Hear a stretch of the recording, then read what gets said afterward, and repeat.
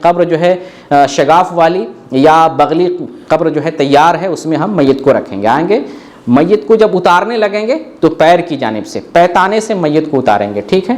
عورت اگر میت ہے تو کوئی محرم اتارے گا، اس کا کوئی محرم، یا محرم نہ ہو تو کوئی معمر آدمی، بزرگ اور بوڑھا آدمی اتارے گا.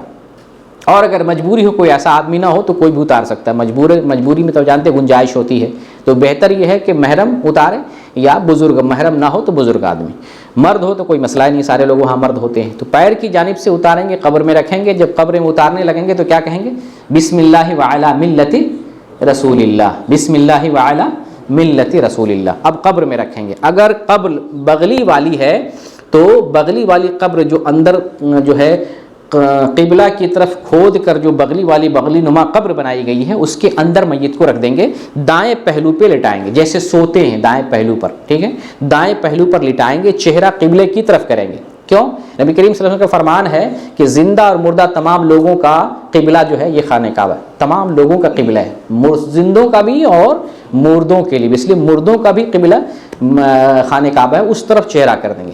اچھا، چہرہ جو ہے گرنے کا ڈر ہوتا ہے تو وہاں کچی اینٹ، پکی ہوئی کوئی چیز نہیں رکھیں. کچی اینٹ سے ٹیک لگا دیں گے تاکہ چہرہ نہ ڈھل کے چہرہ اڑکا ہوا رہے. ٹھیک ہے. کچی اینٹ سے اور اس جگہ کو پیک کر دیں گے. پھر اس کے بعد قبر کا جو شگاف بنا ہوا ہے اس پر جو ہے لکڑی رکھ کر، پٹرا رکھ کر، تخت رکھ کر پھر اس پر مٹی ڈالیں گے. مٹی کتنی ڈالیں گے؟ ایک ہاتھ. ایک بالشت قبر کو اونچا کریں گے، اس سے زیادہ نہیں. ایک بالش سے زیادہ نہیں، ایک بالشت، وہ بھی کوہان نما سے کریں گے.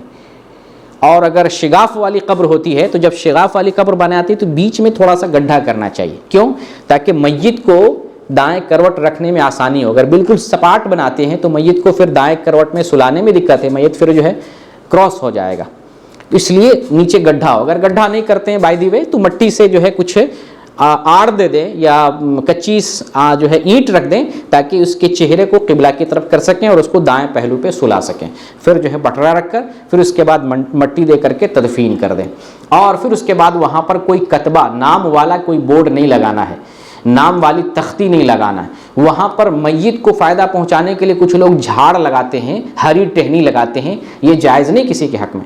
اب یوں ہی جو ہے کچھ لگاتے ہیں تاکہ جانوروں سے محفوظ رکھا جائے تو اس میں کوئی حرج نہیں. لیکن صاحب قبر کو ٹہنی کے ذریعے فائدہ پہنچائیں، پھول یا کچھ اور اس طرح کی چیزیں رکھیں تو وہ جائز نہیں ہے.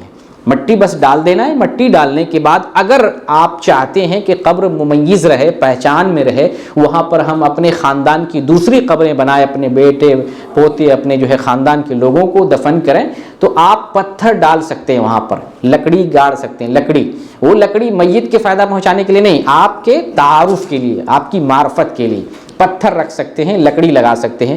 نبی کریم صلی اللہ علیہ وسلم کے ایک رضائی بھائی تھے، عثمان بن مظعون رضی اللہ تعالیٰ عنہ. جب ان کا انتقال ہوا تھا تو آپ نے ان کو دفن کرنے کے بعد وہاں ایک جو ہے پتھر رکھ دیا تھا. تو پتھر رکھ سکتے ہیں بطور علامت. آپ نے کہا تھا اپنے خاندان والے کو اسی کے آس پاس جو ہے دفن کروں گا. تو اس طریقے سے آپ کر سکتے ہیں، علامت کے طور پر کچھ رکھ سکتے ہیں، لیکن لکھا ہوا بورڈ نہیں لگائیں گے، لکھی ہوئی تختی نہیں لگا سکتے ہیں. ٹھیک ہے. اور پھر اس کے بعد جو ہے نبی کریم صلی اللہ علیہ وسلم نے حدیث میں منع فرمایا کہ کوئی لکھی ہوئی قبر پر لکھنے سے آپ صلی اللہ علیہ وسلم نے منع فرمایا ہے.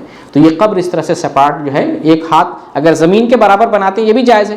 اگر اونچی کرتے ہیں تو صرف ایک ہاتھ. اور پھر اس کو پکا نہیں کرنا ہے اور اس پر عمارت نہیں بنانا ہے، اس پر چراغاں نہیں کرنا ہے اور اس پر میلے ٹھیلے نہیں لگانا. یہ ساری چیزیں قبر کے تعلق سے ممنوع ہیں. تو یہ جو ہے تدفین کا معاملہ ہو گیا.